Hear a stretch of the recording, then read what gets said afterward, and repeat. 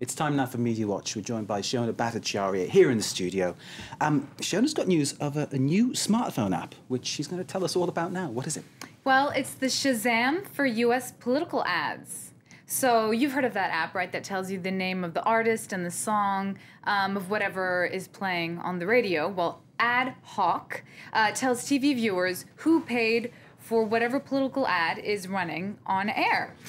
There's actually another app out there that does the same thing called Super PAC app. But apparently, if you have the app open when a political ad airs, it'll give you a blurb on the ad, information about how the Super PAC, how much money the Super PAC has that paid for it, how much it's spent, and how much of what it's spent has gone to attack the other side. Well, no wonder the viewer is putting her thumb up, because it's good to be informed, isn't it? It's good to be informed. Now, the other app I told you about, the Super PAC app, actually lets you rate the ads, so love, fair, fishy, or fail. But the writers over at the Huffington Post say it's too bad the app doesn't tell you the individuals that are funding the Super PAC. Now, remember, that's in line with the U.S. Supreme Court ruling of 2010 that makes political groups name themselves on an ad, but it doesn't carry the names of the people who fund that ad behind it as well. The clearer it is, obviously, the better it would be, I suppose. So obviously, this is the name of clarity, so it's got to be good. But, of course, these things can't predict the winner, can they? No. It moves us to our next story. That's unfortunate, and it does move on to our next story. Can money buy everything? Well, it depends what you're looking for in life.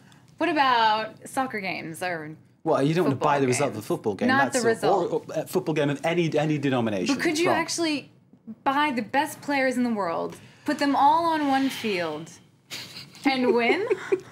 I think there's something called team spirit that interferes with this equation, isn't it? It's all about ego. Is that what you're saying? I think it is, yeah. Well, Qatar tried that, right? It bought the Paris Saint-Germain, which is PSG, it's a massive Parisian investment soccer club.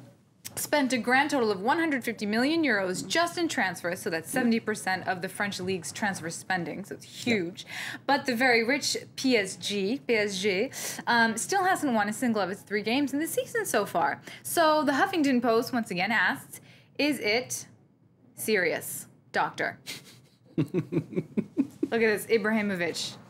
His long hair. The Parisian club hasn't played this poorly in the last 20 seasons. And Twitter, of course, is full of sarcastic fans. But this tweet caught my eye.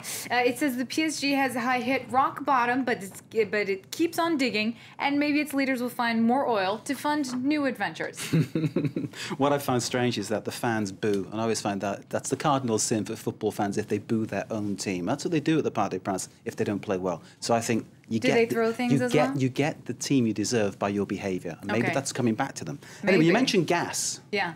But Qatar doesn't actually have any gas. The Qataris don't have gas. No, they do. Have gas. They have gas, but they don't have oil. Okay. Right. Well, anyway, maybe they have another source of revenue, which is luxury. Maybe. Because Qatar, the Arab Emirate, has given birth to this new luxury brand called Quela. That's Q-E-L-A. And watch out, Chanel, Versace, and Ralph Lauren. So those other luxury brands are actually shaking in their boots right now because Qatar has a virtually unlimited amount of money.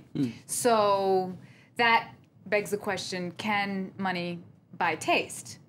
I don't know. So apparently a commercial real estate specialist has confirmed that the group is looking for space in New York and in Paris. Quela should be up and running by 2013. And if you're an excellent seamstress and looking for a job, evidently I might be. They're hiring on the internet. Quela's actually been around since 2009 as a registered trademark, but now it's expanded to sell more goods, like sunglasses, like clothes, like shoes, even binoculars. Oh, so they do basically a whole range of different things. They're involved in everything. Fingers in all the pies, as it were. Maybe.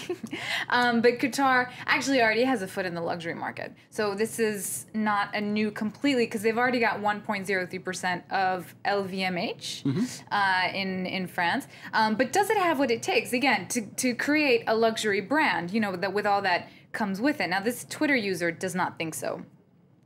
She's doubtful the name will work.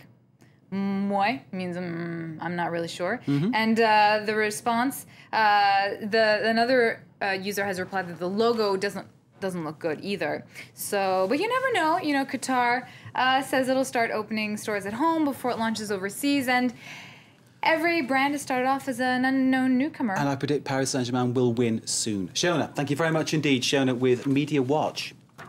Stay with us, more news to come. You're watching live from Paris on France 24.